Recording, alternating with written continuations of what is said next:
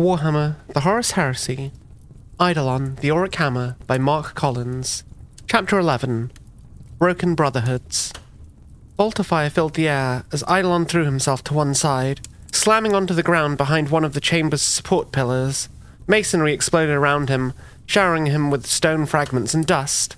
The faces of long-dead Tetracalans burst apart, history erased by simple, direct malice. He lunged up and fired, a magnetic kill ray searing into the wall past one of the warriors' heads. Embedded machinery cooked off, and the wall detonated, filling the room with more smoke and debris. The suns strode through the fog of war as if they owned it, their bolters panned, seeking their target. Eidolon was already moving.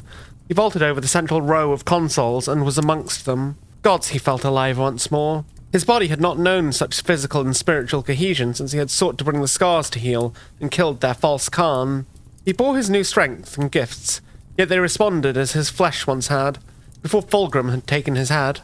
He was the Lord Commander Primus once more, a prince of war, never more complete than when dispatching those lesser than himself. He spun through the smoke, hammer already engaged, driving the crackling head into the chest plate of the first warrior. The others were already turning in surprise, weapons raised. A fielded sword crackled live and swung out in the gloom, catching on his armor. He grunted with pain and weaved away. Eidolon's throat thrummed and swelled, his windpipe expanded, forcing the arteries tight against his straining neck. Scars pulsed and the scream built, finally ready to be unleashed. The great polyphonic howl radiated from him, barely directed by his yawning mouth. It surged from his body, pulsing outwards and driving the Chthonians back. Eidolon's head snapped this way and that, forcing the enemy to confront him in his broken glory. The nearest two were shattered in a single scream, their armor rent and cracked. Blood flowed across the sea-green plate in a mocking tide, as broken bones forced their way through the new gaps. Gerog hurled himself at Eidolon, snarling with barbarian hate as he did. The axe gouged at the Lord Commander Primus' plate, driving him back step by step, turning his unleashed scream into a reverberating nightmare of booming joy. Not just for show, then, is it? Eidolon rumbled. Neither the weapon nor the rank. Not one of his frontrunners, not even a true son. But you fight as though he was breathing down your neck. Does it make you feel strong? Eidolon slid back as he mocked and taunted, letting Gerog's reckless swings chase him. He brought the hammer up, and the weapons locked together. Lightning rippled across each competing field. Eidolon's twisted features contorted ghoulishly in the flickering light as he leant forward and hissed. Such brave little soldiers, aren't you? Dragged up from the dirt and ashes of your bastard little world, to strive to impress him. The War Master is not here, and he cannot save you from the folly of your choices. You think you can attack us without answer? I'll skin you, you gutter rabble! Gerog growled. Did I do that? Eidolon asked scornfully. I must have missed that. Don't play the fool, Eidolon. I already know what your men are about. Eidolon blinked slowly, and Gerog forced the conjoined weapons forward, driving him back step by step. The Lord Commander Primus snarled and yanked Gloria Eterna away, overbalancing the son of Horus. Stone was crushed to dust beneath their iron tread, and the weary dance of war drove them both across the central dais, lighting the blackness and the smoke with thunder and fire. Then I applaud them for their initiative.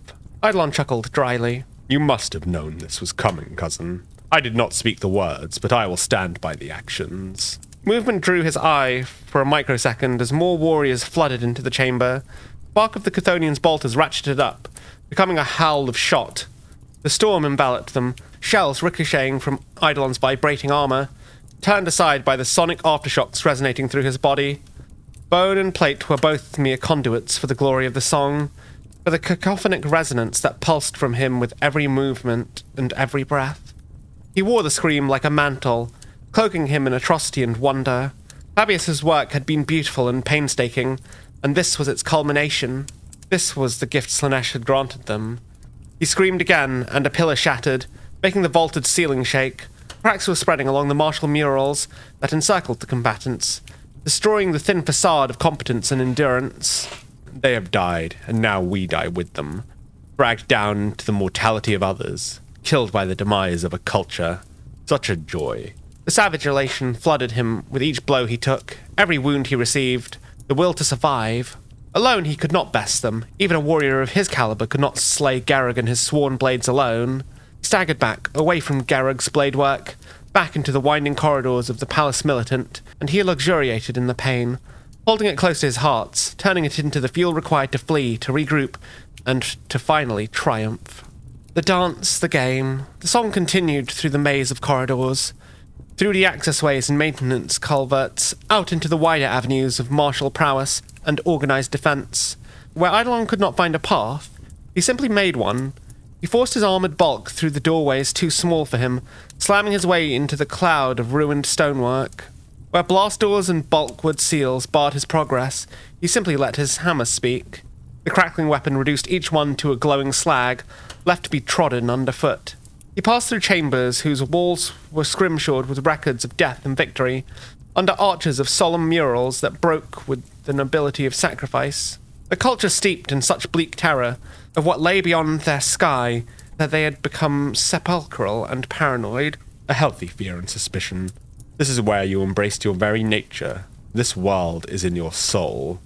Be silent. Eidolon willed. You are nothing. Garrug's puppet. A demon shadow of the Third Legion. Dredged up by Horus's bastards to weaken me. We could be so much more than that.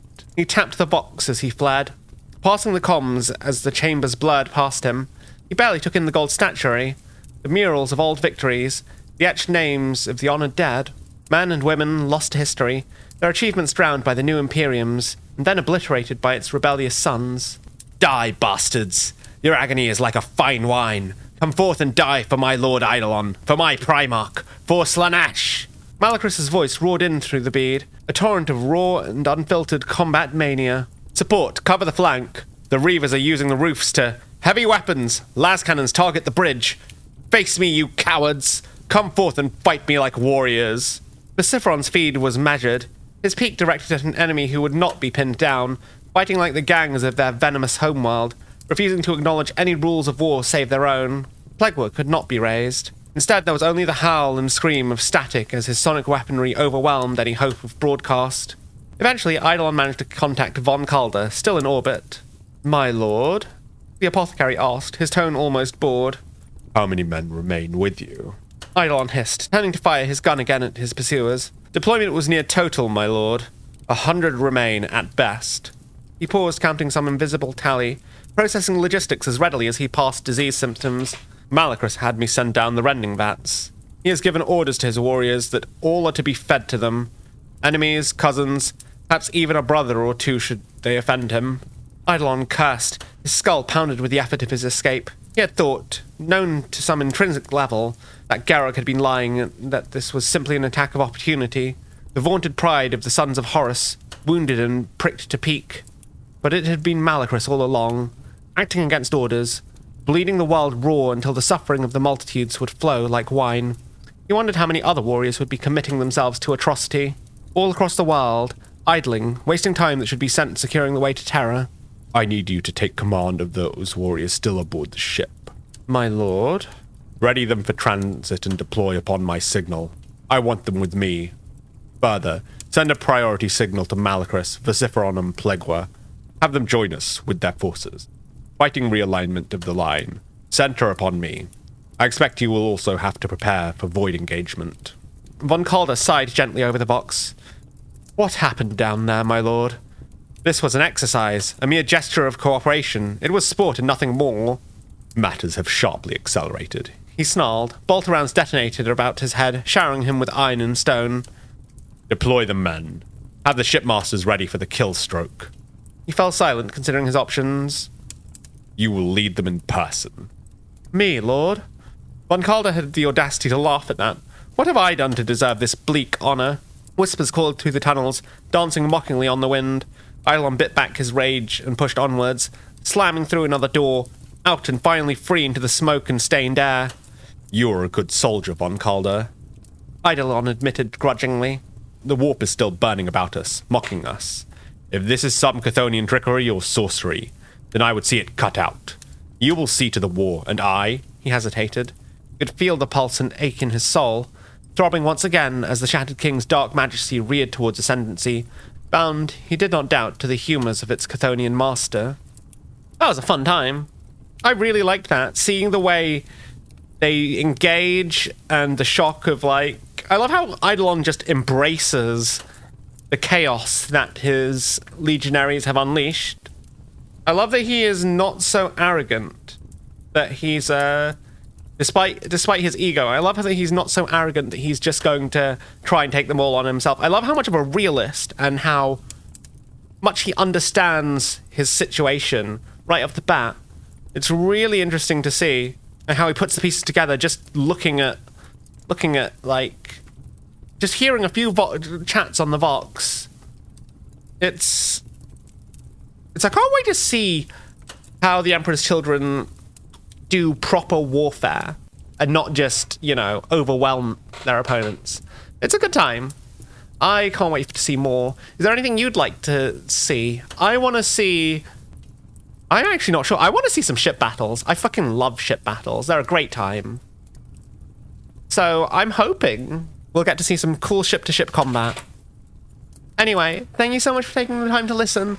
Please do like, please do share, subscribe, all the social media jazz. We will see you next time with another chapter very soon. Thank you. Mwah.